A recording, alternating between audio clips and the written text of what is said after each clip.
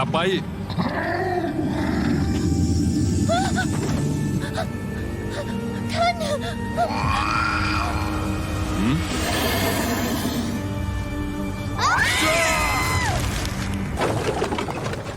ให้ข้ากอดหน่อย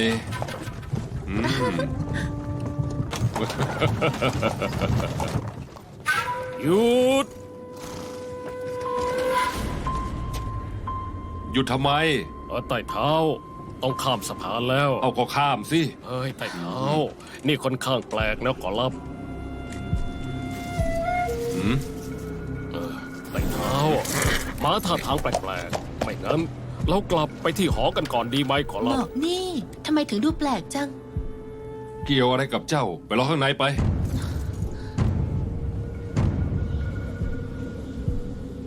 ใกล้ถึงเวลาห้ามออกแล้ว คืนนี้ข้าทำงาน ก็แค่หมอกไม่ใช่เหรอข้ามไปเลย ขอรับไต่เท้า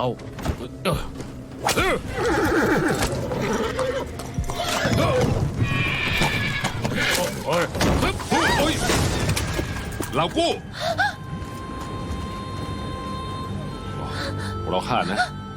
ข้าไม่เชื่อเรื่องงมงายหรอกเรากู้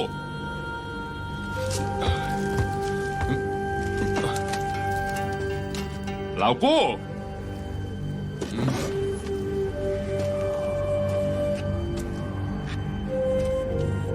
เรากู้ ไต้เท้าอย่าทิ้งข้าไปนะ ออกมาทำอะไรรีบกลับไป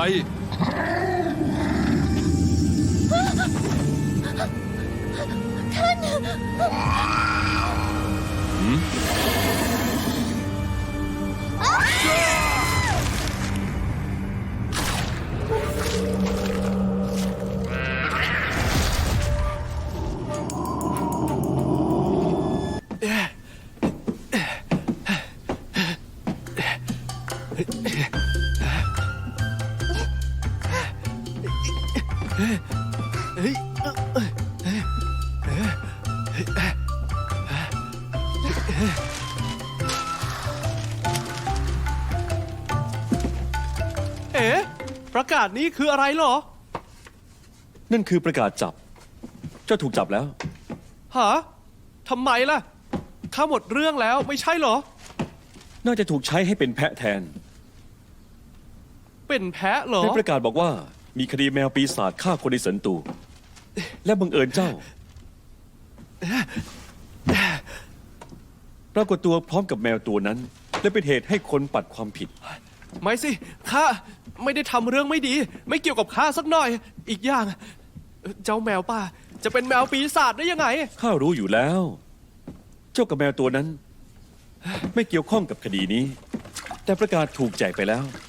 แผนตอนนี้คือหลบนอกเสินตูสัก2 วัน ออกจากเสินตู ซานต้าหลี่ อีกแค่ก้าวเดียว บอกแล้วว่าอาจารย์คนนี้น่ะศักดิ์สิทธิ์จริง วัฒนธรรมจงหยวนช่างลึกล้ำน่าประหลาดมาก อาจารย์หยวนบอกว่าเฉินซือถูกคนของเราจับตัวไป รีบไปดูเถอะเดี๋ยวก็ถูกแย่งหรอก ใช่มีเหตุผล ไปแล้ว จะให้ข้าออกจากเสินตูเหรอ ใช่ ทำไมล่ะ ข้าไม่ได้ฆ่าคนไม่เกี่ยวกับข้า ถ้าหากข้าไปจริง ๆ จะไม่เป็นนักโทษจริง ๆ เหรอ ท่านปิง ท่านบอกว่ารับช่วงต่อแล้วไม่ใช่เหรอทำไม่ได้จริงๆพาข้ากลับศาลต้าหลีคุยกันให้ชัดเจน ข้าเหรอ ตอนนี้ยังไม่ได้ ท่านก็ไม่เชื่อเหรอ ท่านอยู่ข้างพวกเขาอะ ข้า ไม่ใช่อยู่แล้ว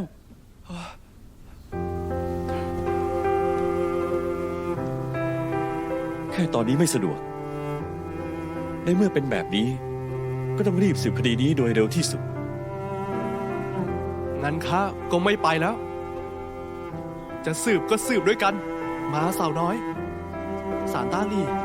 เป็นที่แยกแยะถูกผิดใส่ร้ายใครไม่ได้ อีกอย่างท่านรับปากข้าว่าจะหาบ้านให้นางอะ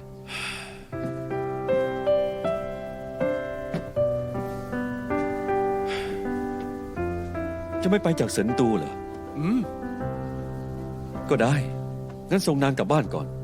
แล้วค่อยเริ่มสืบคดี มา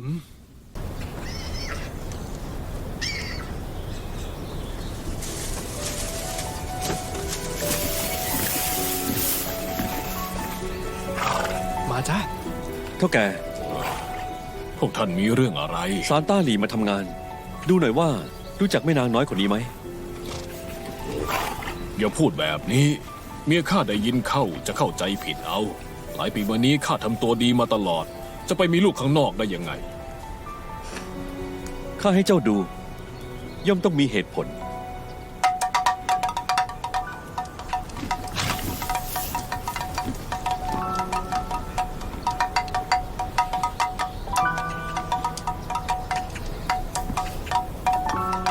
ลุงจัง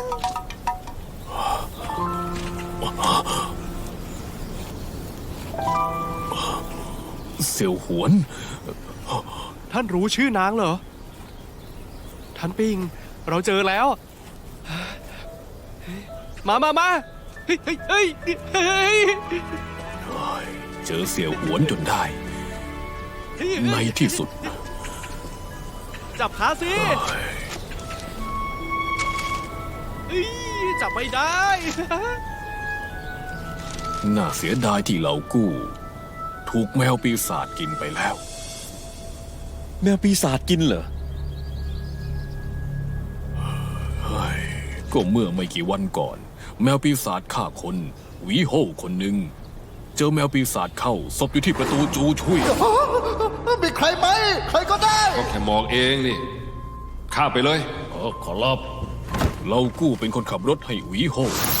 เหล่ากู้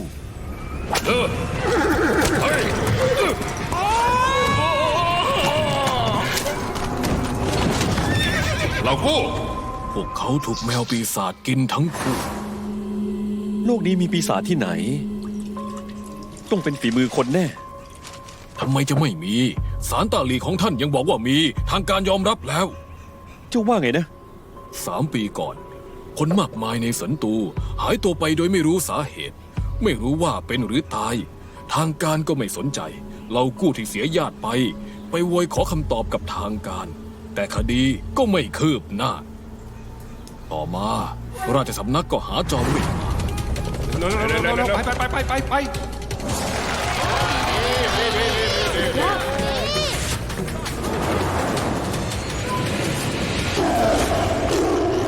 ว่ากันว่าจอมเวทผู้นี้อิทธิฤทธิ์ล้ำเลิศแค่ธนูดอกเดียว ก็ยิงแมวปีศาจตกจากฟ้าได้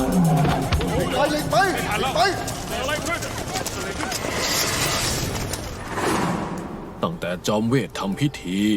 ก็ไม่มีใครหายตัวไปอีก ศาลต้าหลีเลยปิดคดีแมวปีศาจกินคน ซานต้าหลีคิดว่าแมวปีศาจทำจริงเหรอ ถึงใครจะพูดว่า ปีศาจมีหรือไม่มี แต่ยังไงท่านคงต้องยอมรับว่ามี สงสารก็แต่ครอบครัวของเหล่ากู้ ตั้งแต่เสี่ยวหวนหายตัวไป วันๆเหล่ากู้ก็ถือภาพของเสี่ยวหวน ถามหาเบาะแสไปทั่ว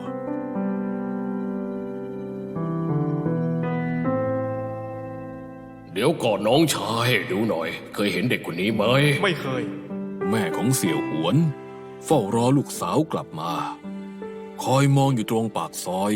จนตาจะเสียแล้ว แต่สุดท้ายก็ได้ข่าวว่า ลูกถูกแมวปีศาจกินไปแล้ว แม่ของเสี่ยวหวน ป่วยจนลุกไม่ขึ้น และไม่นานก็เสียชีวิต เฮ้ยเฮ้ยเฮ้ย เหลือแต่เรากู้คนเดียวอยู่ทรมานเดียวดาย เมื่อไรที่ว่างก็จะถือภาพเหมือนลูกออกตามหา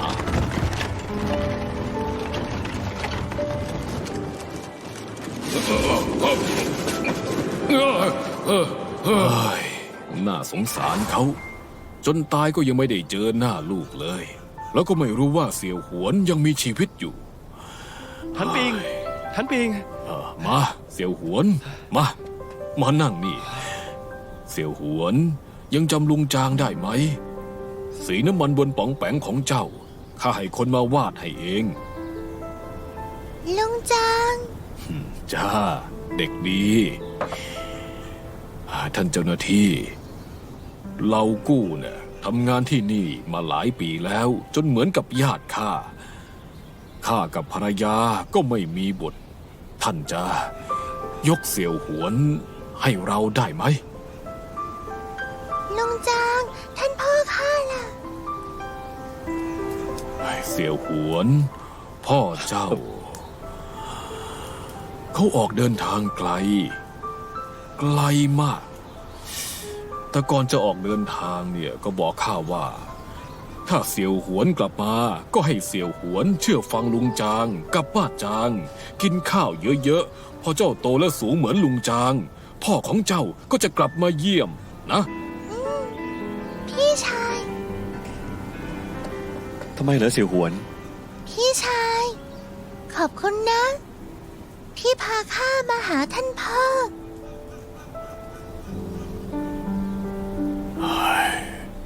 ข้าเคยคิดว่าซานต้าหลีไม่ติดค้างใคร แต่ซานต้าหลีติดค้างเสี่ยวหวน กับพ่อแม่ของนาง ข้ารับปากว่า ข้าจะหาคำตอบให้ได้ เสี่ยวหวน เจ้าจำไว้นะ ไม่ว่าเมื่อไหร่ ก็มาหาข้าที่ศาลต้าหลีได้จำให้ดีนะ นี่เสี่ยวหวนข้าด้วยนะ มา ไปเล่นเถอะ ไปเล่นกัน ไปเร็ว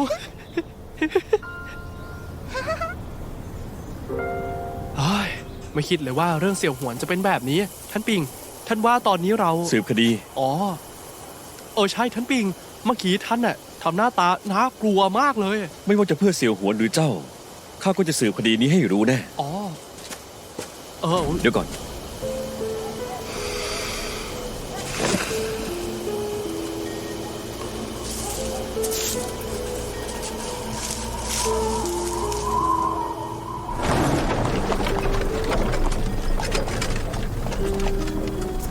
ประตูเจี้ยนหยาง ท่านปิง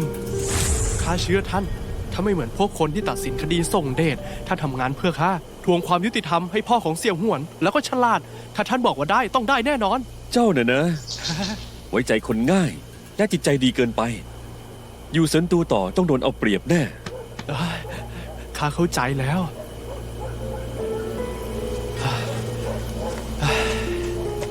ท่านว่าเขาอยู่บนสะพานแล้วก็หายไป แล้วก็มาโผล่ที่ประตูเมืองตั้งไกล ถ้าไม่ใช่ปีศาจจะทำได้ยังไง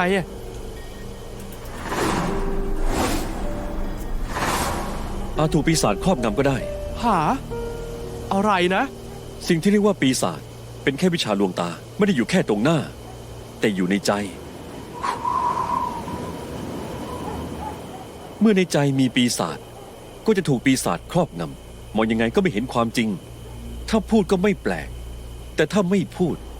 ก็จะยิ่งลึกลับ ปีศาจที่ปรากฏตัวที่นี่ จะน่าเหลือเชื่อแค่ไหน ก็เกิดขึ้นแบบนั้นแหละ อ๋อ ท่านปิง รู้แล้วเหรอว่าเกิดอะไรขึ้น ท่านแม่ทัพที่นี่ตรวจสอบมาหลายครั้งแล้ว แต่ก็ไม่พบอะไร เหตุใดท่านยังมาอีก บอกจะตรวจสอบก็ต้องเสแสร้งหน่อย ท่านแม่ทัพกับท่านเจ้ากรมตกลงกันไว้3 วัน มีอะไรที่ข้าน้อยทำได้ไหม ข้อตกลง3 วันนี้เตรียมไว้ให้ศาลต้าหลีกับสร้างกวนฉิน ถ้ายังคลี่คลายไม่ได้ ก็เท่ากับข้าชนะ ตอนนี้ผ่านไปแล้ว10 วัน รออีกแค่3 วันข้าว่าพวกเขาคลี่คลายไม่ได้หรอก ท่านแม่ทัพพูดถูกต้อง พอถึงตอนนั้นเจ้าจะเป็นรองหัวหน้า ขอบคุณท่านแม่ทัพ ไม่ต้องขอบคุณข้า ไม่ใช่แค่ความคิดข้าด้วย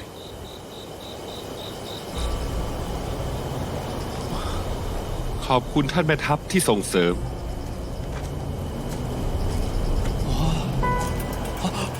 ท่านปิง ท่านปิง มีคนมา2 คน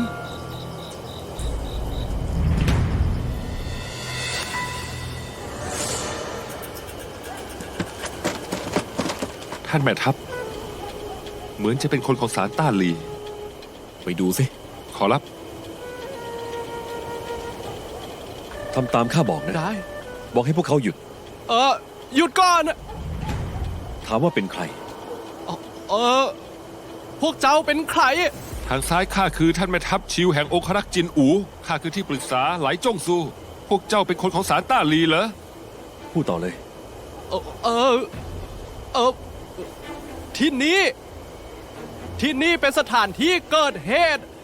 ศาลตาลีกำลังตรวจสอบอยู่ คนนอกห้ามเข้ากลับไป พวกเจ้า กลับไปซะ ไหลจ้องซู กลับกันเถอะ ขอรับ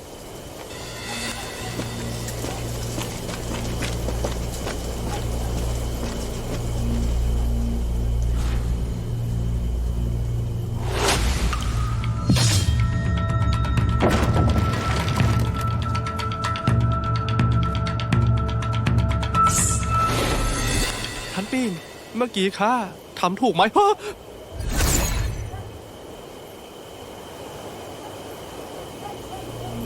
ไม่เป็นไร เมื่อกี้มีคนรู้จัก ข้าเลยต้องหลบ โอ้ยถ้าท่านบอกข้าจะได้ให้ท่านหนีไปก่อน ยังไงข้าก็ขวางอยู่ พวกเขาเห็นเราแล้ว เกิดเราเดินหนี พวกเขาจะสงสัยได้ ข้าถึงได้ให้เจ้าไล่ไป ก็จริง ท่านปิงเมื่อกี้ตาของท่าน ตาข้าไม่เป็นไร ไปกันเถอะ ไปไหนอะ เจ้ากล้ามากแค่ไหน โอ้ข้ากล้ามากนะทำไมกลับมาอีกแล้วล่ะ ไปทางนี้ใกล้กว่า อ๋อ เอ๊ะนี่รอข้าด้วย เดี๋ยวก่อน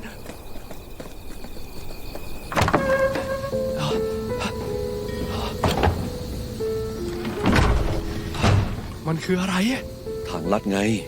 เฮ้ยอย่า ข้างในมืดมาก ฮะ ตามมาดีๆล่ะ ข้า เ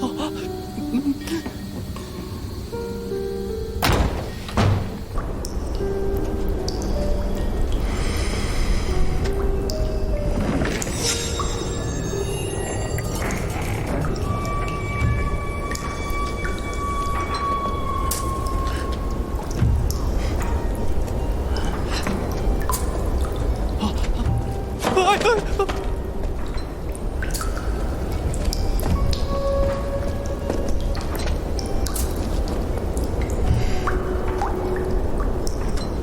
3 ปีแล้ว ไม่รู้ว่าจะใช้ได้ไหม เออ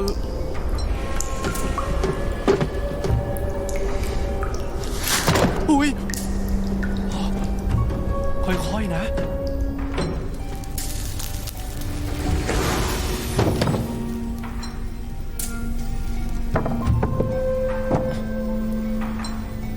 อ๋อ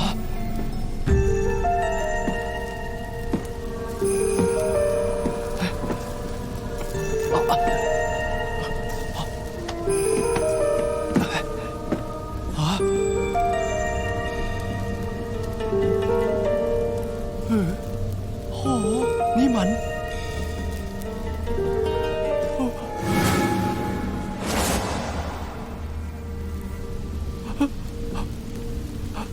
เฮ้ยคุณพระคุณเจ้าคุ้มครองลูกด้วย คุ้มครอง จะ ลู บอก กว่าตัวเองใจกล้ามาก คือท่านปิง ใครจะรู้ว่าจะพาเข้ามานี่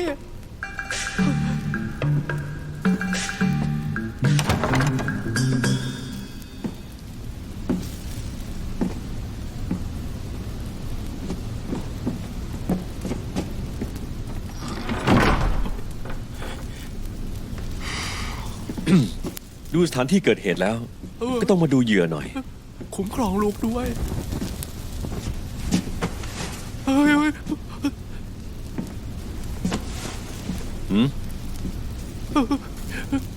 ถ้าเจ้ากลัว ก็กลับไปซะ ข้าไม่ได้ทำอะไรผิดข้าไม่กลัว อืม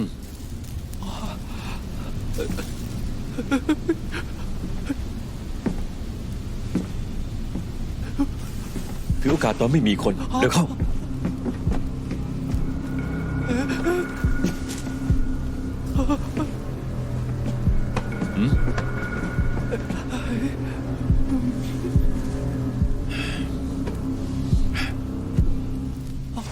เดี๋ยว สุนเปา เจ้าอย่าเอาแต่ตามก้นข้าเหมือนเป็นหางได้ไหม ทำไมต้องมาที่นี่ด้วยเนี่ย ร้องหัวหน้าให้ตั้งใจสืบ เราก็ต้องตั้งใจทำงานสิ ทำไมไม่ให้สองคนนั้นมา คนอย่างเจ้านี่นะ เอาแต่สวดมนต์กับกลัวผี เจ้าแค่ขาดการฝึกฝน ต้องได้โอกาสฝึกฝนความกล้า อ้าว ท่านไป ข้าไม่ค่อยได้เจอพวกท่านเลย เล่าไปผู้ชนะสูตรศพ เราก็แค่ถูกบังคับให้ทำนะ คดีปกติที่มาถึงนี่ไม่ตกมาถึงเราหรอก ฝีมือแมวปีศาจจริงๆเหรอ เฮ้ย นี่ข้าจะกล้าพูดได้ไง แต่ว่าเรื่องนี้ มันก็โหดอยู่นะบนตัวศพมีแผลฉีกถึงจากกรงเล็บกับฟันจริงๆร่องรอยฝีมือมนุษย์ก็มาก น่าจะเคย ถูกทารุณมา ก็ดูกับอวัยวะภายในไม่มีชิ้นดีเลย น่าเวทนามาก ชัดเจนว่าเขาตกจากที่สูง ส่วนที่เจ้าถามว่าใช่ฝีมือแมวปีศาจไหม เอาค่อยๆลุกนะ ค่อยๆ ค่อย เรื่องนี้ พวกเจ้าไปดูเองเถอะ ไปดูเอง ๆอ้อ เจ้าไปสิ เฮ้ยเจ้าไป เจ้า ก่อ สิ น ก่อนข้าไม่ไป เฮ้ยไปฝึกความกล้าหน่อยไป เฮ้ย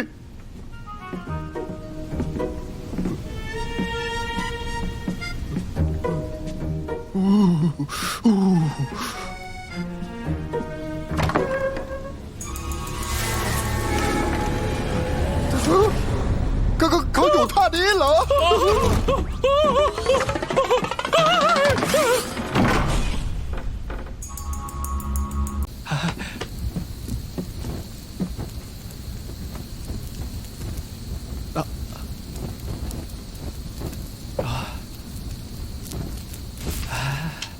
ได้แล้ว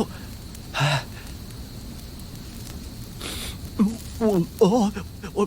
ท่านปิ่งคือว่ามีอะไรให้ข้าเขียวไหม ไม่ไหว กลิ่นแรงเกินไป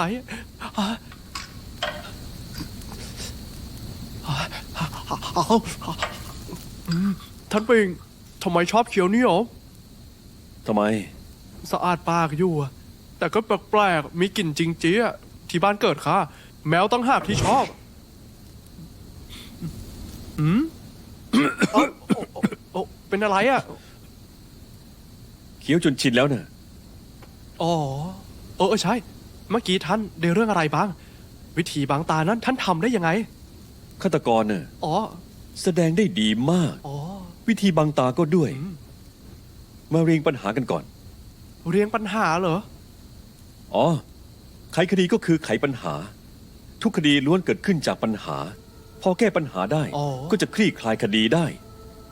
แมวปีศาจ ปีศาจ โดยทั่วไปหมายถึงใช้วิชาปีศาจหลอกล่อผู้คน ถูกแมวปีศาจกินไปแล้ว แมวปีศาจกินเหรอฆ่าคนและทิ้งศพทำได้ยังไง แมว บนศพมีร่องรอยถูกสัตว์ป่ากัดถึง ไม่ใช่ฝีมือของมนุษย์ อาจเป็นวิชาบางตา แต่ แมวคืออะไร แล้วสมมติฐานคดีนี้ทำไมถึงเป็นแมวปีศาจนะ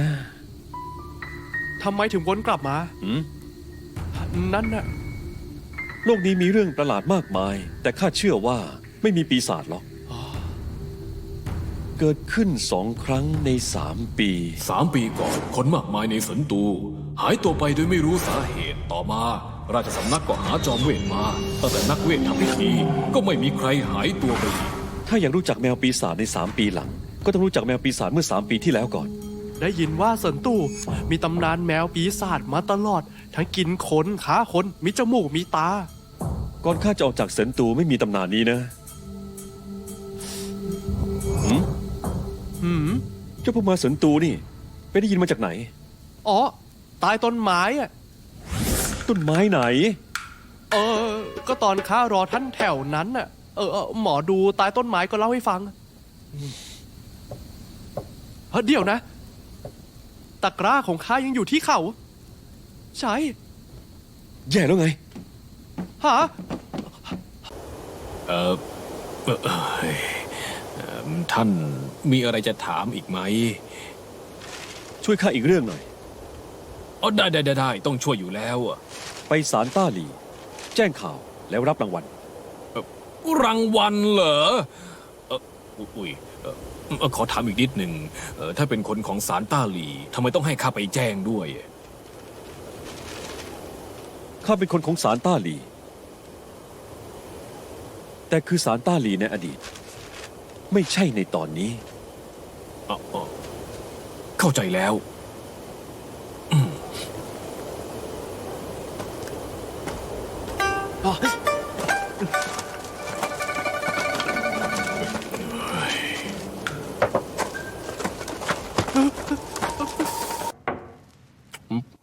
เฮ้ยไปดูดิรบกวนแล้ว มาแล้ว อ้าวอาจารย์หยวน อุ้ยแหม เข้ามาได้ไงเนี่ย ทำไมข้าจะมาไม่ได้ มาเข้ามา เกรงใจเจ้าแล้วรบกวนเจ้าด้วยอุ้ย อาจารย์หยวนมาเหรอ รบกวนแล้วน่ารบกวน โอ้นี่ท่านเหรอ โอ้ท่านเป้ามีคดีที่ไขไม่ได้ ก็มาให้ข้าทำพิธี ถูกไหม โอ้ถูก รวดเร็วทันตาเห็นผู้คนมากมาย ตามเสาะหา คนในภาพ ปรากฏตัวแล้ว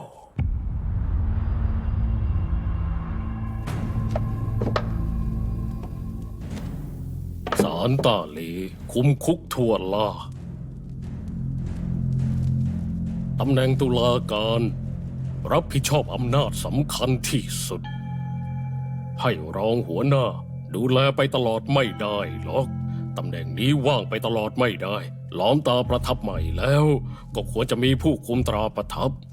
ข้ายังยืนยันคำเดิม คนเก่งถึงจะอยู่ได้ ชิ่งจือ เจ้าเข้าใจที่ข้าพูดใช่ไหม ข้าน้อย เข้าใจ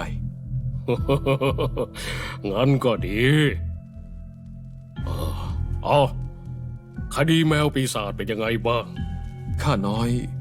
กำลังตรวจสอบเต็มที่ ไม่ว่าฆาตกรจะเป็นใคร ต้องไม่ได้มาดีนะใกล้พิธีบวงสรวงแม่เผาศพแล้ว แต่ดันมาเกิดเหตุที่ประตูจูเฉวียแมวปีศาจ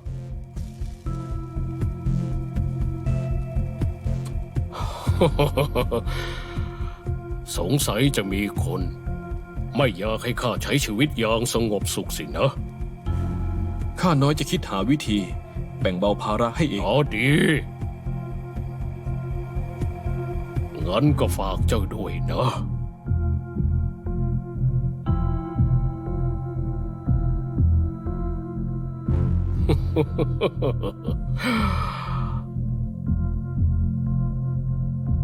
ข้าน้อยขอลา น่าจะที่นี่แหละ ไป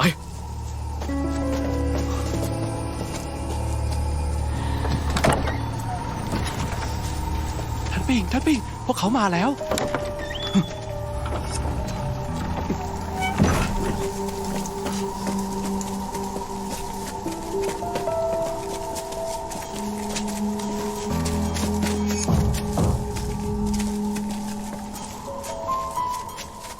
มาแล้วเหรอ เอาของมาใช่ไหม เอามา ข้าจะโยนไปให้ อยากถามอะไรล่ะ หยวนปู่บอกว่าเจ้าเป็นคนของศาลต้าหลี เฉินซืออยู่กับเจ้า อยากไขคดีแมวปีศาจให้มาหาเจ้า เจ้าเป็นใคร ข้าก็มีคำถามจะถามพวกเจ้า ตอบข้ามาก่อน ถามเราเหรอสุนเป้า อย่าทำอะไรบูมบาม อย่ามานะ อย่าขยับ ดาบเจ่อคอแล้ว ดาบเจ่อคอแล้ว ฉันสือจริง ๆ ด้วย คนดาบเจ่อคอข้าแล้ว เจ้าจะทำอะไร ตอนนี้ใครดูแลศาลต้าหลี รองหัวหน้าสร้างกวนฉิน เจ้าไม่รู้เหรอ ตำแหน่งหัวหน้าล่ะ ไม่มีเหรอ ใช่ มีหน้าล่ะ พวกเจ้ามาเพื่อคดีแมวปีศาจหรือมาเพื่อเฉินสือ แล้วมันต่างกันตรงไหน ต่างกันแน่นอน ในประกาศจับ ระบุว่าเขาเป็นผู้ต้องสงสัยแล้ว อยากให้เขารับโทษ หรือว่าอยากไขคดี เห็นอยู่ว่าไม่เหมือนกัน เรามาเพื่อไขคดี แต่ว่าเชิญซื้อสบายดีไหม อ๋อข้าไม่เป็นไรเฮ้ยไม่ดิอย่านะ อย่าขยับเดี๋ยวมีเรื่องใหญ่มากด้วย อย่าขยับอย่าขยับ พวกเจ้าคิดว่าคดีนี้ไม่เกี่ยวกับเฉินซือเหรอ ไม่ใช่ว่าไม่เกี่ยวข้อง พูดได้แค่ว่าเอาไปเที่ยวไม่ได้ งั้นคดีแมวปีศาจพวกเจ้าคิดยังไง นี่เจ้าเป็นใครกันแน่ความผิดของสารต้าลีเราก็ยอมรับหมดแล้ว ไม่มีเวลามาแล่งตอบคำถามกับเจ้าหรอกนะ เจ้าใช้เฉินซือมาข่มขู่เรา มีจุดประสงค์อะไร ว่ามา คดีสำคัญมากอยู่ตรงหน้า ไม่คิดจะรีบไขหรือไง เอาแต่คิดเรื่องปัดความรับผิดชอบ คนของหน่วยหมิงจิ้งอย่ามีหน้ามาโมโหอีก แล้วเจ้ารู้อะไรมา คดีนี้คลี่คลายยาก บางอย่างก็มีปัญหา แถมถูกทุกฝ่ายกดดันลำบากมาก การที่ท่านข่มขู่เพื่อเรียกเรามา ต้องมีความหมายแน่ ช่วยชี้แนะด้วยเถอะ ข้าก็เหมือนพวกเจ้า เป็นคนของหน่วยหมิงจิ้ง นี่ท่านเป็น หน่วยหมิงจิ้งเคยเป็นหน้าตาของศาลต้าหลี่ศาลต้าหลี่จะไม่ปิดคดีว่าเป็นปีศาจเด็ดขาด นี่เจ้ารู้หมดเลยนี่ สิ่งเดียวที่พวกเจ้าต้องทำคือพิสูจน์ว่าคดีนี้ไม่เกี่ยวข้องกับปีศาจและก็จะคลี่คลายได้เอง ที่คดีนี้อันตราย ก็เพราะเรื่องแมวปีศาจฆ่าคน แต่มันคือวิธีการที่ฆาตกรจงใจอำพราง ขอแค่รู้ว่าทำได้ยังไง ก็จะได้คำตอบที่เหลือเอง อ๋อ นี่คือวิชาบังตาสินะ โอ้ย บาปมาก ฉันซื้อ เฉินซือ ฉันซื้อ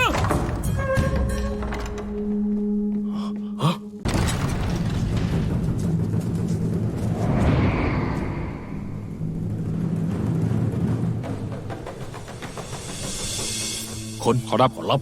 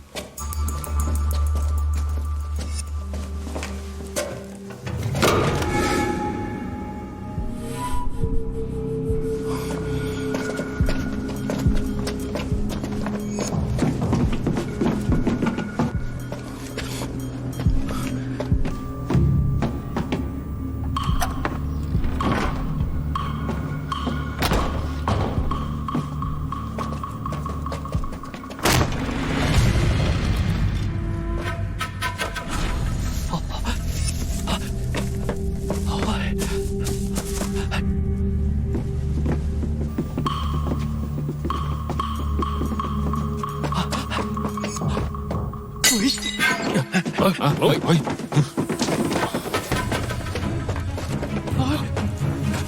เฮ้ย เฮ้ย เ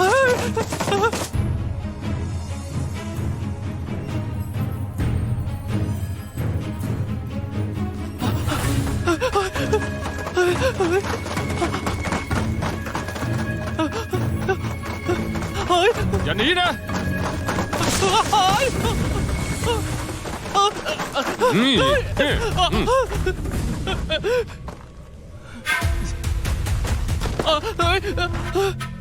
คนที่อยู่กับเจ้าแหละ ข้าไม่รู้ ข้าจะให้โอกาสเจ้าครั้งสุดท้าย คนที่อยู่กับเจ้าอยู่ที่ไหน ข้าไม่รู้ พาตัวไป ขอรับลุกขึ้น ไป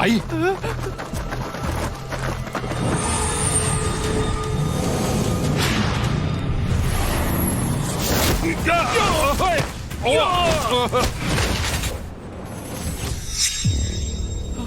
เฮ้ย ท่านปิงอ๋อ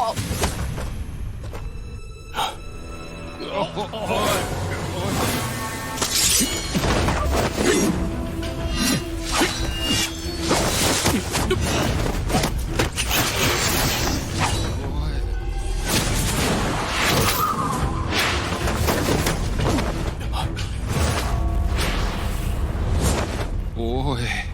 เฮ้ย ท่านปิง หลีปิง โอ้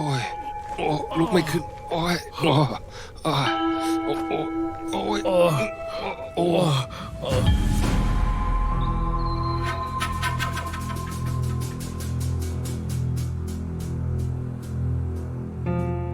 โอ้ย ทุกครั้งที่ตื่นอย่าตะโกนเสียงดัง ข้าอยู่นี่ ท่านปิงโอ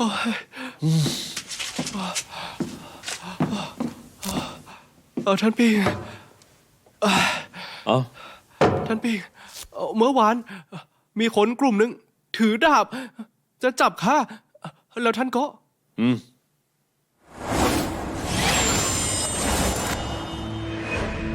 ตาของท่าน ฮะ ตาข้าเป็นอะไร ไม่มีอะไรจริงด้วยคือเขานี่ที่เราเจอบนสะพานน่ะแม่ทัพนั้น ข้ารู้ เอ้าแล้วทำไมเขาต้อง ข้าเคยบอกเจ้าแล้วนี่ ข้ารู้จักเขา เคยมีความหลังกัน อ๋อ ดูท่าว่าเขาจะอยู่คนละฝั่งกับซานต้าหลี คงมาเพราะคดีแมวปีศาจเหมือนกัน หาคดีแมวปีศาจเหรอ อืม งั้น ในตอนนี้ข้าก็รู้แค่นี้แหละ ถ้าเขาจะเป็นศัตรูกับพวกเรา การไขคดีของเราต้องยุ่งยากกว่าเดิมแน่ ต้องเร่งมือแล้ว ท่านปิงถ้าไม่มีท่าน เมื่อคืนข้าต้องแย่แน่ อืม ตอนที่กินโจ๊ก ท่านพูดมาหลายเรื่อง ถึงข้าจะไม่เข้าใจทั้งหมดนะแต่ก็พอเข้าใจอยู่บ้าง ท่านมีเรื่องที่ต้องทำข้าดันถูกประกาศจับข้าว่า ท่านก็ทิ้งข้าไปเถอะ แบบนี้ท่านจะได้จัดการเรื่องตัวเองข้าเชื่อใจท่าน ไม่ช้าก็เร็วท่านต้องไขคดีของข้าได้แน่ เป็นอะไร ไม่อยากสืบคดีแล้วเหรอ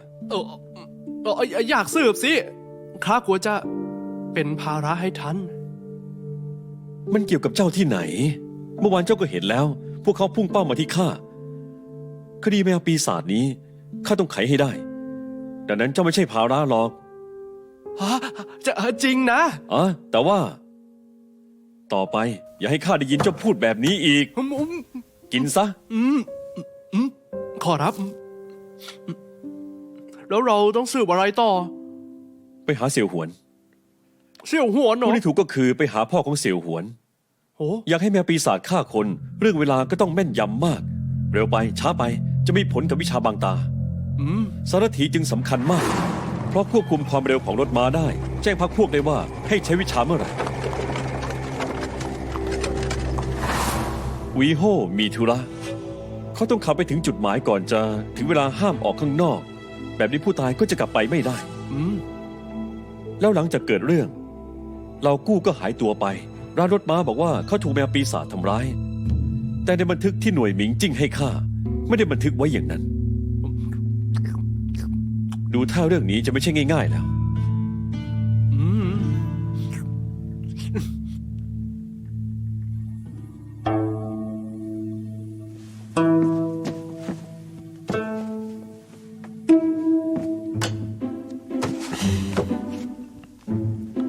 พวกหวังชีล่ะ อ๋อ พวกเขาโต้รุ่งทั้งคืน เช้าวันนี้ก็เก็บกวาดเรือนด้านหลังจนโล่งหมดเลยขอรับ แล้วก็ขนของเข้าไปเยอะแยะ พวกเขาลงกรอนประตูไม่รู้ว่าจะทำอะไรกันแน่ ท่านรองหัวหน้า ท่านรองหัวหน้าท่านรองหัวหน้าเกิดเรื่องใหญ่แล้ว มีอะไร เกิดเรื่องแล้ว หา มาทางนี้ พวกเจ้าทำอะไรกันแน่ พิธีกรรมถือแพ้ก็มีเกียรติ อะไรนะ พูดเหลวไหลอะไรกัน ฮะที่นี่ที่ไหนอะ มา นี่อะไรนะ อะไรกันเนี่ย ทำอะไรกันเนี่ย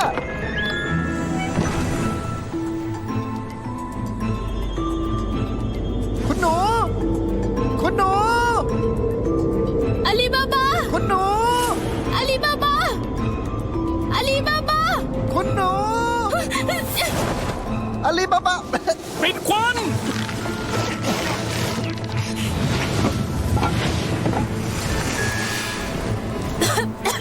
หวังชีรีบปล่อยข้าลงเลย คุณหนู ปล่อย โทษทด ข้า ลอง นะ ด้วย คุณหนูไม่เป็นไรใช่ไหม พวกเจ้าทำอะไร จะทำอะไรกันแน่ฮะ ตอบมา คดีแมวปีศาจฆ่าคนนะครับ แมวปีศาจฆ่าคน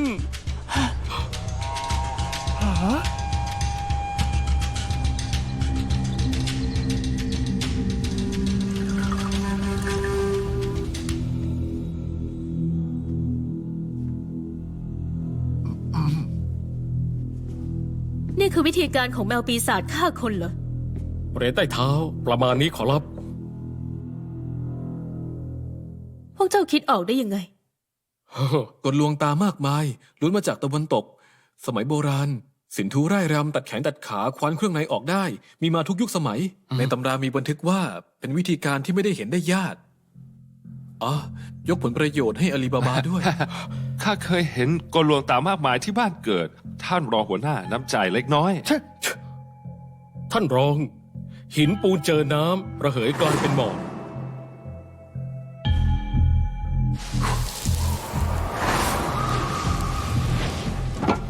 คนร้ายใช้หมอกในการอำพรางโจมตี แต่ว่าแม่น้ำที่คูเมืองนี้ก็ไหลอยู่นะ ง่ายนิดเดียว เอากระดาน1 แผ่นมากั้นกระแสน้ำ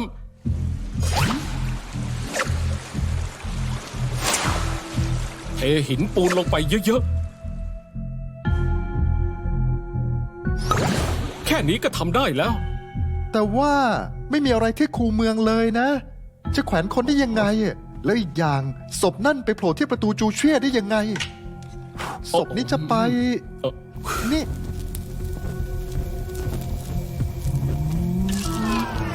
โคมลอย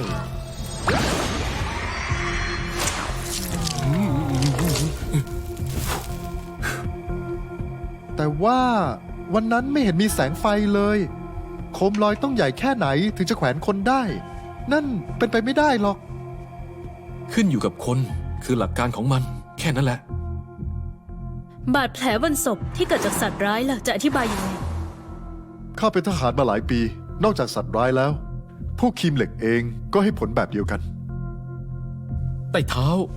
ท่านมองเห็นปัญหาไหม เรื่องที่เราคุยกันนี่ ปัญหาไม่ใช่แค่การจับปีศาจแต่เป็นวิธีการก่อคดี คดีแมวปีศาจก็คือฝีมือคน ถ้าเป็นฝีมือคนก็จะต้องมีร่องรอย นายเสินตู่โรงละครที่เล่นกลลวงตาได้มีไม่กี่ที่ ถ้าตั้งใจสืบก็ต้องได้คำตอบแน่ แต่ว่า แต่ว่าท่านรองกังวลเรื่องคดีแมวปีศาจเมื่อ3 ปีก่อนใช่ไหมศาลต้าลีตัดสินคดีนั้นแล้ว ก็เท่ากับว่ายืนยันว่ามีปีศาจคดีนี้ไขยากจริงๆ เพราะงั้นใต้เท้าถึงได้ให้พวกเราแบกภาระไว้มากขนาดนี้ ใต้เท้าตอนนี้คดีนี้ ตัดสินแล้วว่าเป็นฝีมือคน ถ้าเราไม่ไขคดี ก็ไม่ใช่ปัญหาของพวกเราแล้ว หมายความว่าใต้เท้า มันเป็นปัญหาของท่านแล้ว เจ้า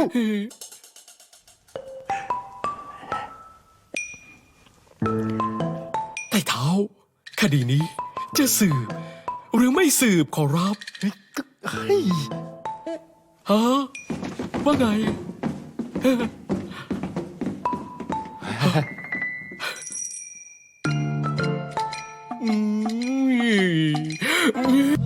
ท่านปิงยังมีมากอีกไหม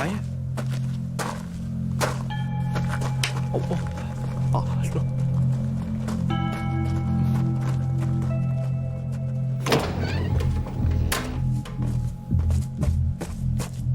เอ๊ะเกิดอะไรขึ้นน่ะ ท่านลุงล่ะ เสี่ยวหวดล่ะ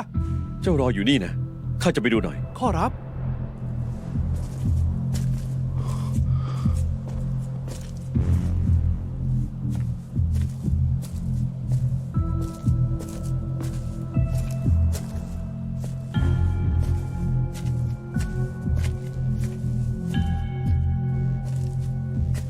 เฮ้ย ร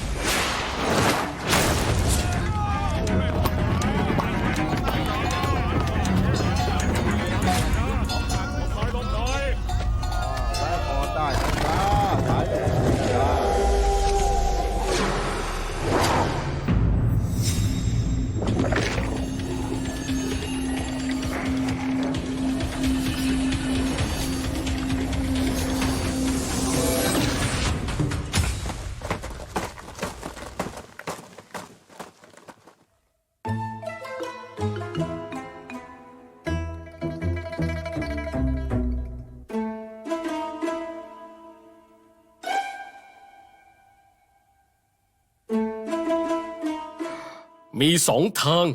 1. พักงานถูกไล่ออก 2. สืบต่อไป มีแค่ทางเดียว ดี คิดดีแล้วใช่ไหม ไม่อาจหลีกเลี่ยง พรุ่งนี้ก็เดือนแรกของวสันต์แล้ว อาจารย์ว่าเป็นวันมหามงคล ไป ไป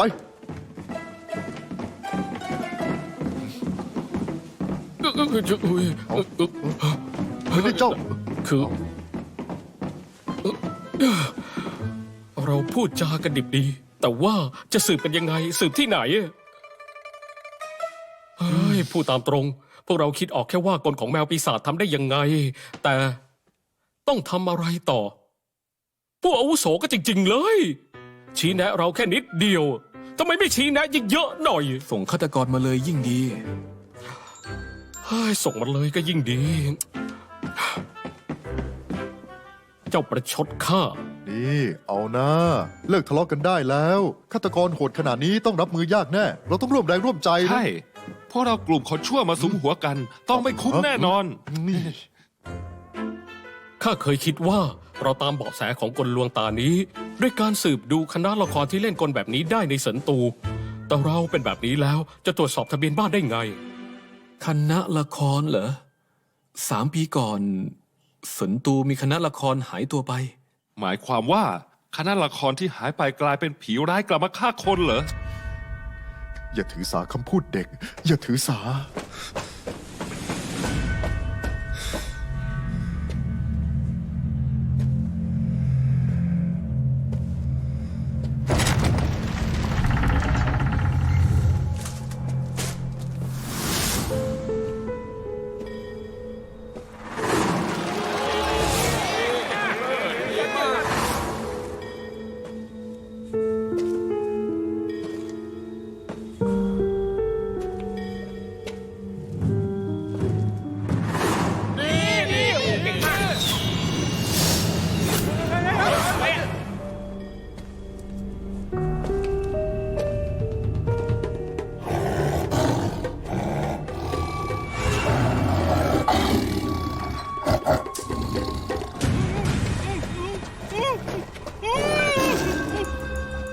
พี่ชายท่านนี้ เจ้ากับเขามาด้วยกันใช่ไหม ทำไมถึงเป็นเจ้า พกยันนี่ แมวปีศาจจะไม่กล้าเข้าใกล้ เฮ้ยเจ้ามันนักต้มตุนอย่ามาหลอกลวงพวกผมที่นี่ อะไรกันล่ะเนี่ย เฮ้ย โอ้ยตีคนทำไมเนี่ย คนของซานต้าลีเหรอ ข้าใช่ เขาไม่ใช่ ข้าเห็นประกาศจับ มาที่นี่ทำไม มหาฆาตกร คืนความจริงและความยุติธรรมแก่โลก ดูท่าว่า เจ้าคือฆาตกร ข้าเคยคิดว่าคนของซานต้าลี จะตามมา แต่ไม่คิดว่าสถานการณ์จะเป็นแบบนี้ พวกเจ้าชอบใส่ร้ายคนอื่นอยุติธรรม ฟังดูแปลกใหม่ดี ในเมื่อมาจับข้า งั้นก็ง่ายแล้ว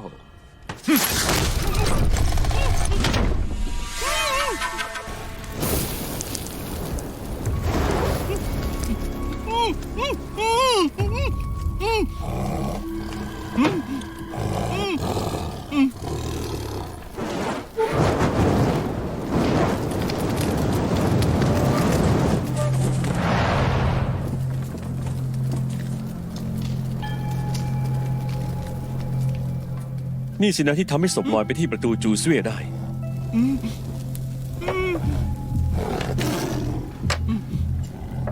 เจ้าเคยช่วยข้า เห็นแก่ที่เจ้าถูกใส่ความเหมือนกัน และดีกับลูกสาวของเหล่ากู้ ข้าจะให้โอกาสเจ้า ข้าราดน้ำมันเอาไว้รอบแล้ว รอจนไฟดับ เจ้าก็จะปล่อยเขาออกมาได้ เจ้าก็ไม่ได้อยากฆ่าพวกเรา งั้นมาคุยกันเถอะ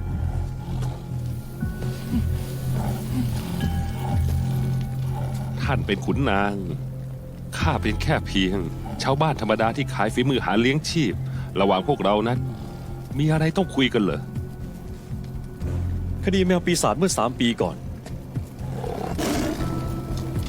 เจ้าเป็นฆาตกร และเป็นพยานด้วย ที่เข้ามาหาเจ้า ไม่ใช่แค่มาหาฆาตกรในคดีปัจจุบัน แต่เพื่อไขความจริงเมื่อ3 ปีก่อนด้วย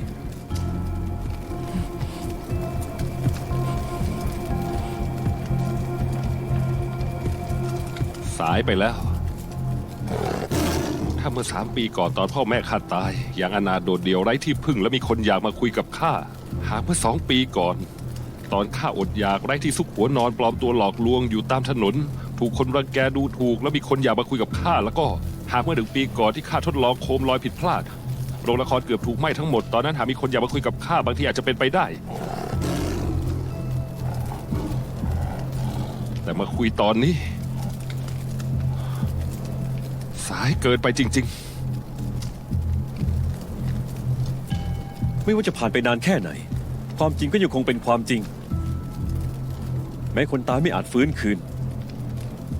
แต่ก็ใช่จะปล่อยให้คดีผ่านไปแบบมีเงื่อนงำได้ แม้แค่วัวหายล้อมคอกก็ควรจะตรวจสอบเรื่องนี้ให้ชัดเจน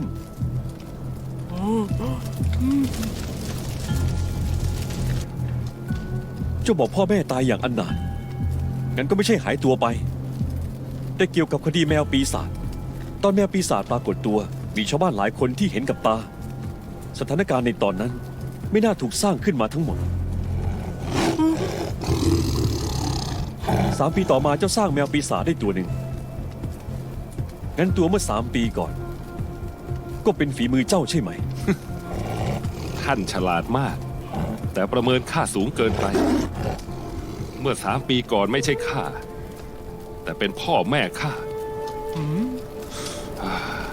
โรงละครนี้เดิมทีเป็นของบ้านเรา ตั้งแต่ยังเล็กมาข้าก็ได้เรียนรู้วิชากลจากพ่อแม่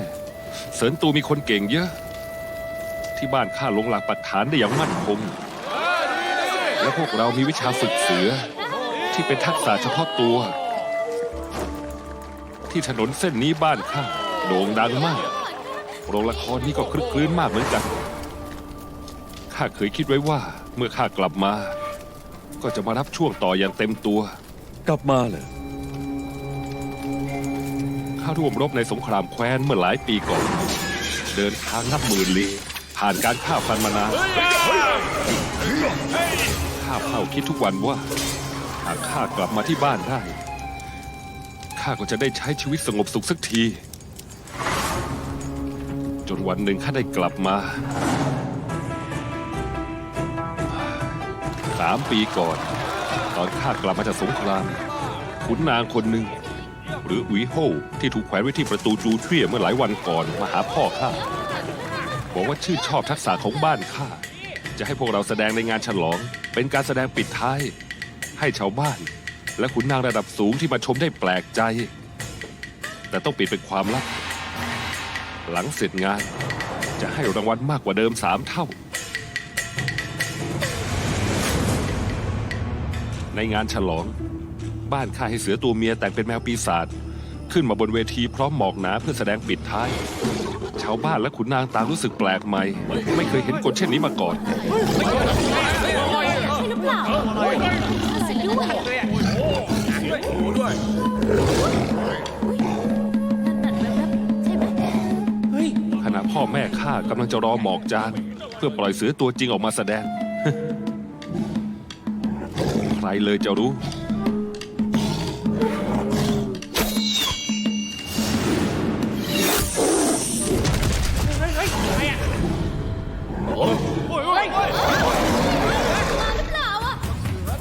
ชาวบ้านและขุนนางต่างหนี้เตลิดไปคนละทาง มีทหารกลุ่มหนึงที่ไม่รู้ว่าซ่อนตัวอยู่ที่ไหน มาล้อมโรงละครไว้ทั้งหมด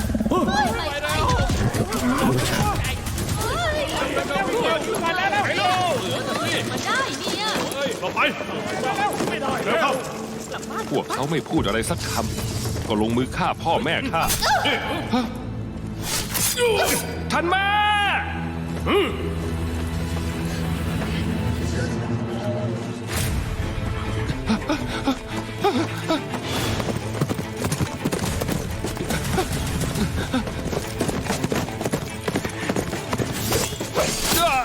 เพราะเคยออกรบข้าเลยพอมีวรยุทธ์บ้าง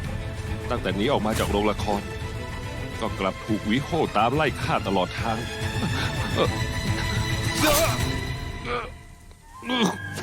หากกระบี่เขาไม่แทงเฉียดไปทางขวาข้าคงตายด้วยน้ำมือเข้าไปนานแล้วจ้ะ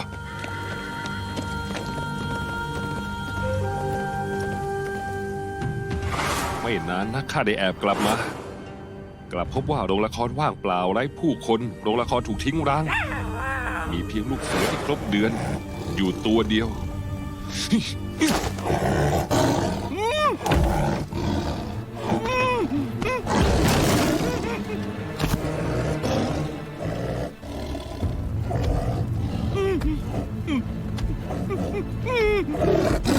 งั้นแมวปีศาจที่ตายต่อหน้าชาวบ้านศาลต้าหลีปิดคดีแบบนี้เอง สารตาหลีมีสิทธิ์ปิดคดีแบบนี้เหรอ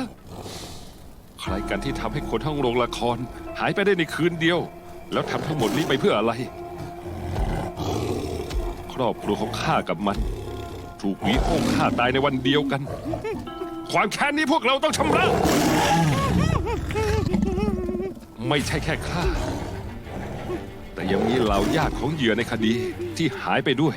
หลายคนยอมรับคำอธิบายที่ว่าแมวปีศาจก่อคดีไม่ได้ ทางการใช้คำพูดเลื่อนลอยปิดคดีไปแบบทรงๆ เรื่องนี้ทางราชสำนักก็ต้องรับผิดชอบ เพราะงั้นเจ้าจึงปลอมตัวไปปล่อยข่าวเรื่องแมวปีศาจใกล้ๆโรงทานจี้ฉือ โรงทานจี้ฉือเคยรับเลี้ยงเด็กกำพร้าและคนชรา จะมีคนไปตามหาคนที่นั่นมากที่สุด เป้าหมายของเจ้าคือดึงดูดเหล่าญาติที่ไม่เชื่อว่าเหยื่อถูกแมวปีศาจทำร้าย มาร่วมทำแผนการแก้แค้นของเจ้าให้สำเร็จ เรากู้ก็เป็นหนึ่งในนั้นหวีโห่ตายไปแล้ว เจ้ายังไม่หนีไป แปลว่าแผนของเจ้ายังไม่เสร็จสิ้น ตัวหวีโห่มีร่องรอยถูกทรมาน พวกเจ้าไม่ได้แค่ระบายความแค้นแต่ยัง บังคับให้สารภาพหวีโห่พูดอะไรก่อนตาย ใครกันที่อยู่เบื้องหลัง เป็นใครทำไมข้าต้องบอกท่านด้วย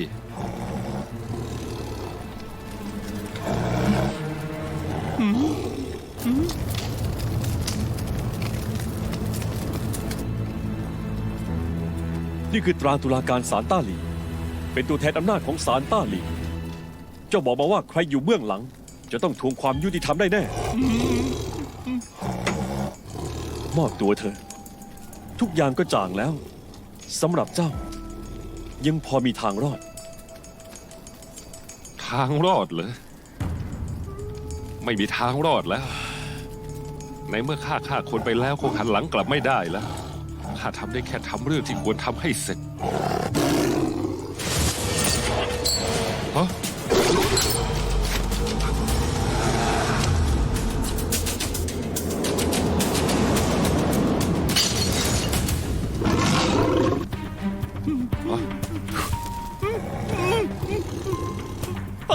โอ้ยอึดอัดจะตายแล้วพี่ใหญ่ข้าเข้าใจแล้วหวีโฮงไม่ใช่คนเลยจริงๆอะคนเหลวนั้นก็ด้วย แต่ว่าท่านทำไม่ถูกนะ หากพ่อแม่รู้จะเสียใจแค่ไหนฟังข้านะ เชื่อท่านปิงเถอะเขามีคำอธิบายให้ท่านแน่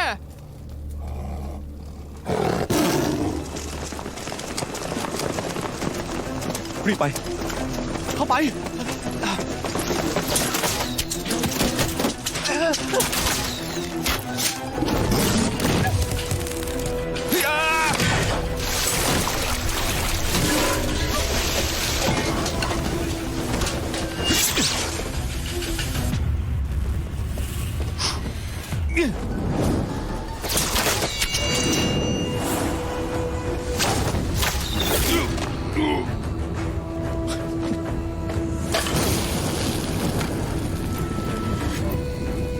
ถอยเร็ว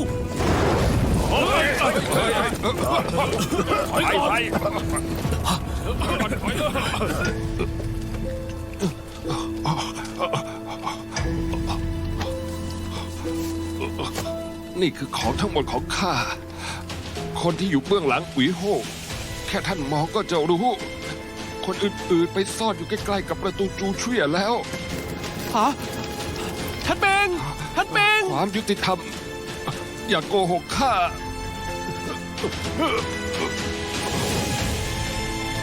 ท่านเบงท่านเบงรีบขึ้นมา เร็วเข้าท่านเบง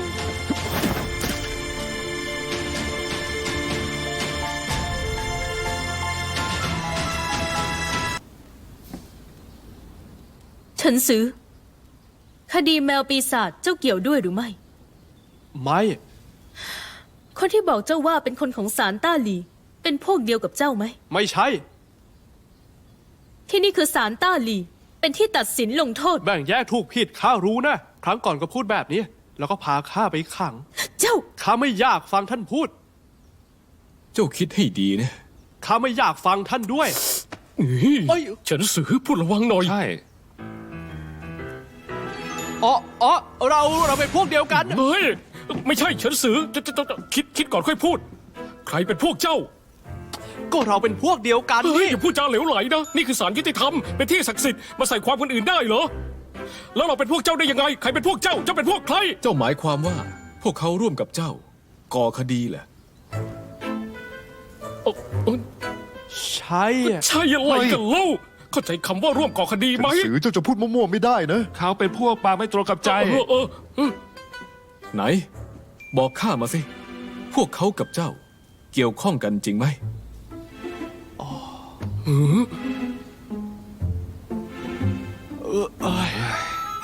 ไม่ใช่แค่พวกเขา เขาก็ด้วย เราเป็นพวกเดียวกัน เฉินสือ อย่าพูดจาเหลวไหล จะพูดอะไรเนี่ย โรงละครร้างที่ตลาดใต้ มีหลักฐานก่อคดีครบถ้วน ฆาตกรถูกสังหารไป1 คน ตอนนั้นเฉินซือก็อยู่กับฆาตกร และเป็นผู้ต้องสงสัยของศาลต้าหลี่ด้วย รองหัวหน้าสร้างกวน ข้าพูดถูกไหม เมื่อเป็นผู้ต้องสงสัย งั้นคำพูดเมื่อครู่ ถือเป็นการชี้ตัวในศาลได้ไหม เฮ้ยจะพูดให้ชัดเจนนะจะพูดสิพูดออกมา พูด ใน สิ เมื่อเป็นการชี้ตัวในศาล พวกเจ้าก็น่าสงสัยด้วย ทหาร ขอรับ ฮะเฮ้ย นำตัวไป ขอรับ หยุดนะ รองหัวหน้าสร้างกวนมีปัญหาเหรอ ที่นี่คือศาลต้าหลี ไม่ขอรบกวนพวกท่านองครักษ์จินอู เด็ก ขอรับ ๆ หูซื่อ ขอรับ คุมตัวพวกเขาไป ใต้เท้าหมดเลยเหรอขอรับ คุมตัวไป คุกใต้ดิน ขอรับ เอาตัวไป ไป เฮ้ยเกี่ยวอะไรกับ ไม่ ข้า ใช่ ด้วย นะข้าไม่ ทำไมถึง เกี่ยว เป็นแบบนี้ เฮ้ยเฉินสือเฮ้ยนี่ใต้เท้าข้าถูกใส่ร้ายใต้เท้า แม่ทัพชิว คดีนี้ยังต้องรอหารือ คดีนี้ปิดแล้ว มีอะไรต้องคลี่คลายอีก ข้าขอเตือนรองหัวหน้าสร้างกวน ท่านเป็นคนออกประกาศจับด้วยตัวเอง ผลลัพธ์ในตอนนี้ข้าคิดเผื่อท่านไว้แล้ว เมื่อเป็นเช่นนี้ ก็ปิดคดีนี้ได้แล้ว ไป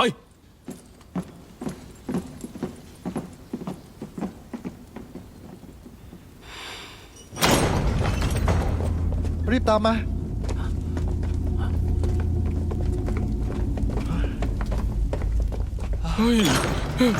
เข้าไป เข้าไป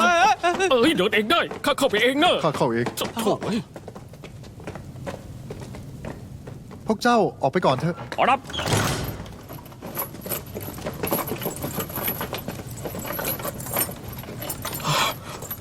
นี่หูซื่อพี่ซื่อเราคนกันเองนะ จริงด้วย นี่ใส่ความกันนะ ไม่มีใครฟังข้าหรอก ข้าทำตามหน้าที่ ดูแลตัวเองแล้วกัน เอ้ยพี่ซื่อ เฮ้ย หูซื่อเฉินสือข้าจะฆ่าเจ้าให้ตาย ข้าไม่ขอให้พวกท่านดู พอแล้ว มานี่มา มานี่ ปล่อย พอแล้ว เจ้าใจเย็น ปล่อย ก่ ข้า อน นะ พอได้แล้วนะ เฮ้ยปล่อย โถ่เอ้ย เฮ้ย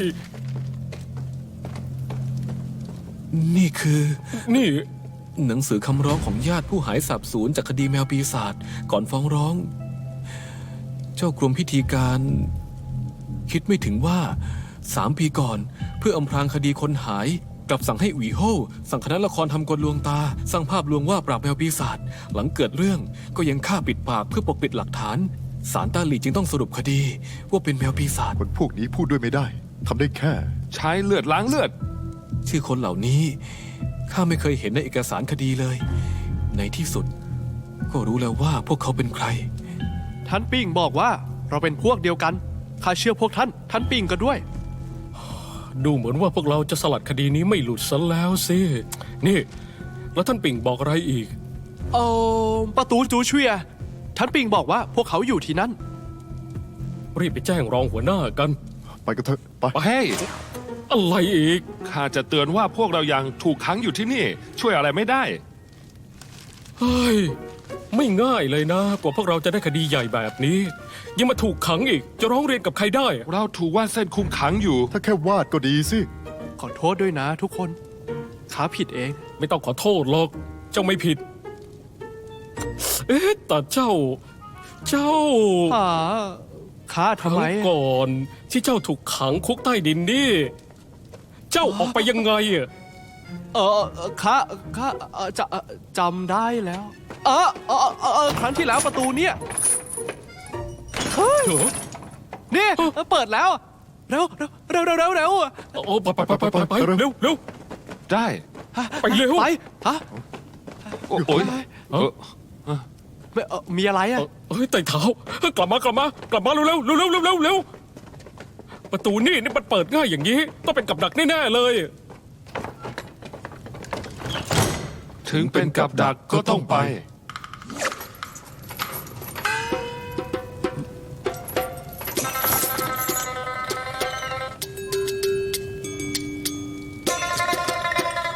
เรียบร้อยนะ อ๋อขอรับ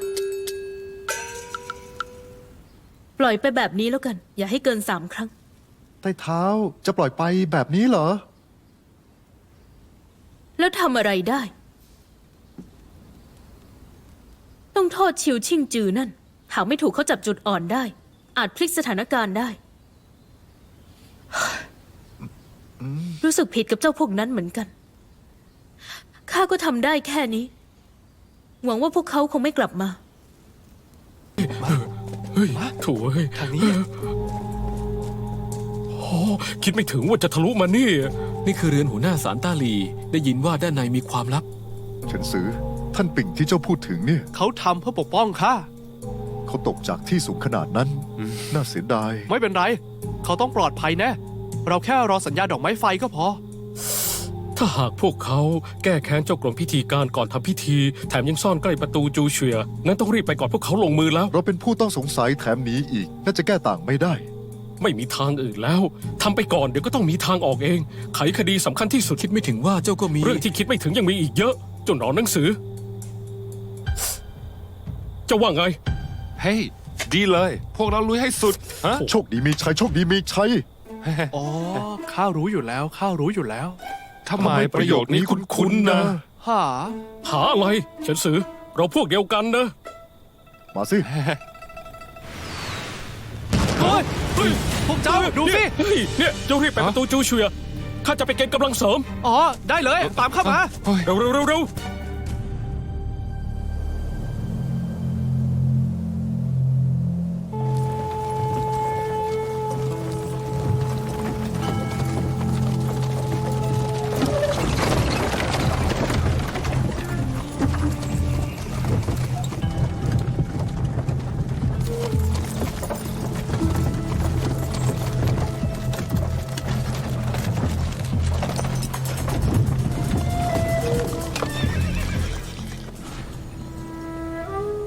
เกิดอะไรขึ้น หยุดรถทำไม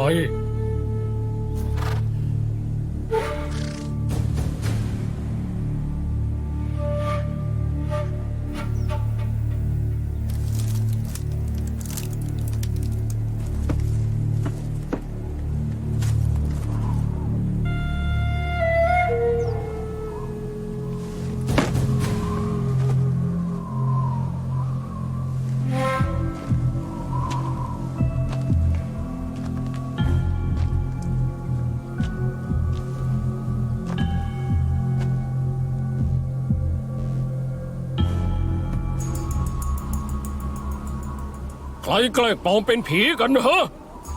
แกล้งปลอมเป็นผี คำพูดนี้ออกจากปากท่านเจ้ากรมพิธีการ ก็ถือว่าเหมาะสมแล้ว เจ้าเป็นใคร ไม่ต้องสนเรื่องนั้น รู้แค่ข้ามาเป็นตัวแทนของศาลต้าหลีก็พอ สารต้าหลี เจ้าคิดจะทำอะไร คดีแมวปีศาจเมื่อ3 ปี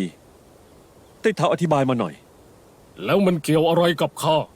เต้เท้าอย่าทำไขสือเลย มันก็แค่กลลวงตา เต้เท้าต่างหากที่เป็นคนเล่นกล พูดจาไม่เป็นความจริง เจ้าช่างบังอาจนัก ลักพาตัวขุนนางกลางถนน ใครเป็นคนสั่งการ เจ้ารู้ไหมว่าโทษหนักสถานใด ไม่ถึง1 ใน 10,000ของใต้เท้าหรอก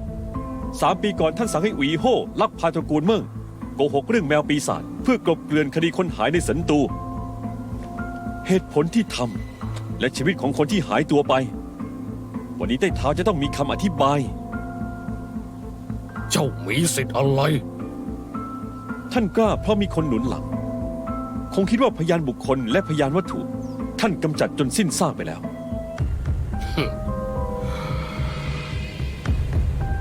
วันนี้ข้าจัดพิธีใหญ่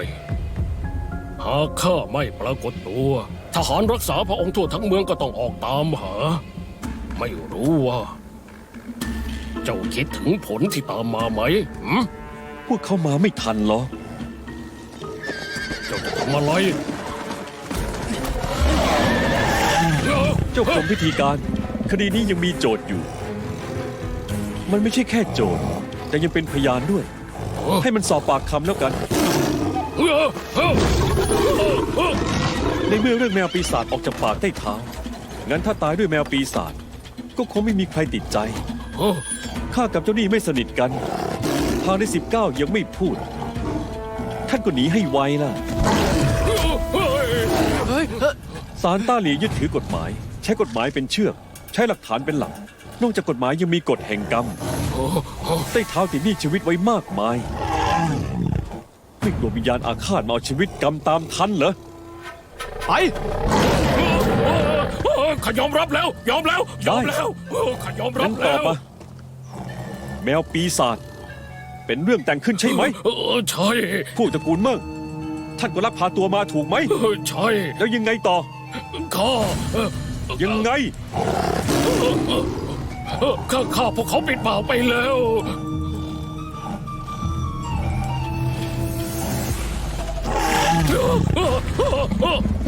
นี่พวกเจ้าทำอะไรปล่อยข้าลงไป เดี๋ยวเสือทำท่านตกใจ ปล่อยข้านะ ปล่อยท่านไปก่อนก็แล้วกัน นี่เจ้า เอาละอย่าโกรธเลยนะ พาเข้าไปเถอะ เจ้าเสือ ไป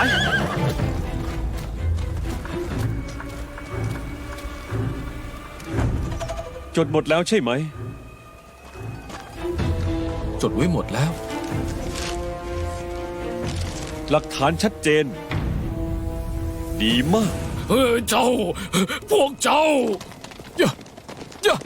ฮะ หยุดใต้เท้า เฉียวชิงจือ เฉียวชิงจือ เจ้ามาพอดีเลย รีบมาช่วยข้าเร็ว มาจับพวกเขาเอาไว้ให้หมดเลย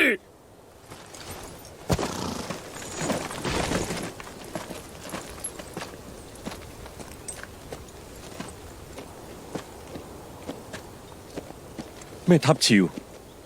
หลีปิง ไม่เจอกันนานเลย เฉียวชิงจือ เจ้ารีบมาปล่อยข้าลงก่อน ชิวชิงจือ เฉียวชิง นี่ จือ คือผู้ต้องสงสัยในคดีแมวปีศาจ ตอนนี้ยอมรับผิดแล้ว เจ้าจะรออะไรอีกเล่า เจ้าจะฟังคำสั่งเขาเหรอ รีบจับพวกเขาให้หมดเลยเร็ว ข้ารู้เพียงว่าวันนี้มีพิธีสำคัญ พวกเจ้าจับตัวเจ้ากรมพิธีการทำพิธีล่าช้าก็ผิดกฎหมาย ส่วนคดีอื่นที่เจ้าพูดถึงข้าไม่แน่ใจ ทหารจับไว้ มีราชองค์การ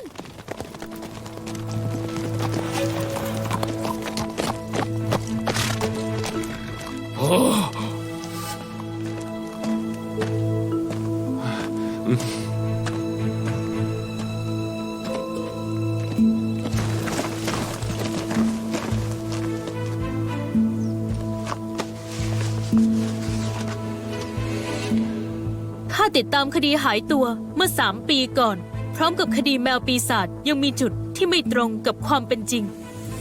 จึงมีราชองค์การให้สืบให้กระจ่าง และปลดเจ้ากรมพิธีการเป็นการชั่วคราว พาไปสอบที่กรมอาญา นอกจากนี้ บุตรชายอดีตหัวหน้าศาลต้าหลี หลีปิง ให้เข้าเฝ้าในวัง ฝ่าบาททรงพระเจริญ10,000 ปี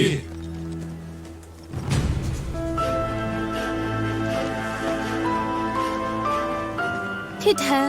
ผู้อาวุโสก่อนหน้านี้ก็คือท่าน รู้ชื่อมิสู้พบหน้า รับราชองค์การ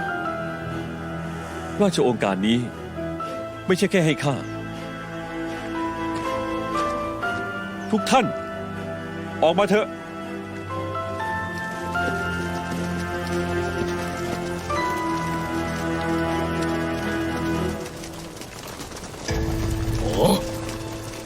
คนพวกนี้คือใคร บุคคลนิรนามในคดีคำร้องเลือด ข้าน้อยหลีปิง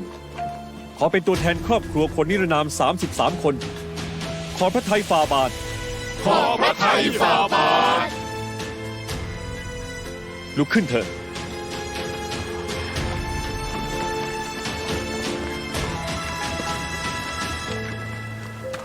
ฮะ ยังมีอีกเรื่อง มีอะไร ยังมีอีกคนที่เกี่ยวข้องกับคดี ข้ารู้ว่าเจ้าอยู่ที่นี่ ตอนนี้ความจริงก็จางแล้ว กฎหมายก็คือกฎหมาย หากเจ้ามอบตัว ก็รับโทษสถานเบา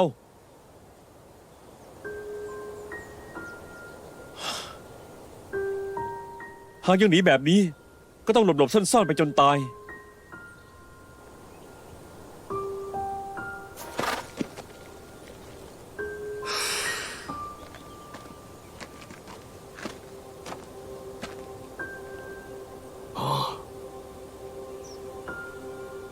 ข้ายินดีรับโทษ ท่านพ่อ ท่านพ่อ อันนี้เสี่ยวหวน ค่อยๆเดินระวังล้ม ท่านพ่อ เสี่ยวหวน ท่านพ่อ เสี่ยวหวนของข้า ท่านพ่อ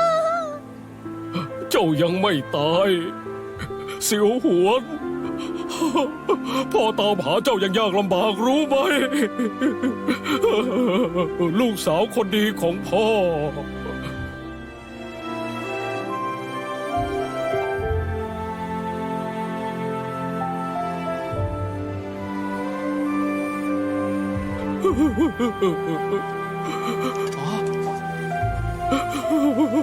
เสี่ยวหวน เสี่ยวหวน เจ้ากลับมาแล้ว เสี่ยวหวนเราไว้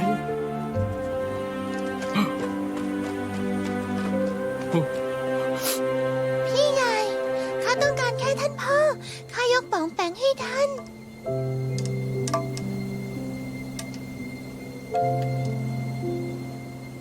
ท่านอย่าพาท่านพ่อไปนะ เสี่ยวหวน เสี่ยวหวนของพ่อ อย่าทำให้ไต่เท้าลำบากใจเลยนะ พ่อไม่ดีเอง ท่านพ่อ ท่านอย่าร้องไห้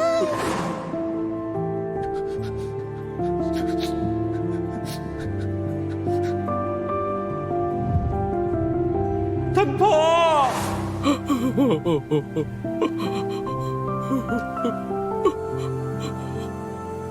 เสี่ยวหวน ข้านะ ในฐานะรองหัวหน้าศาลต้าหลี ขอรับรองกับเจ้า พ่อเจ้านะจากไปไม่นานหรอก ขอบคุณใต้เท้า ขอบคุณใต้เท้า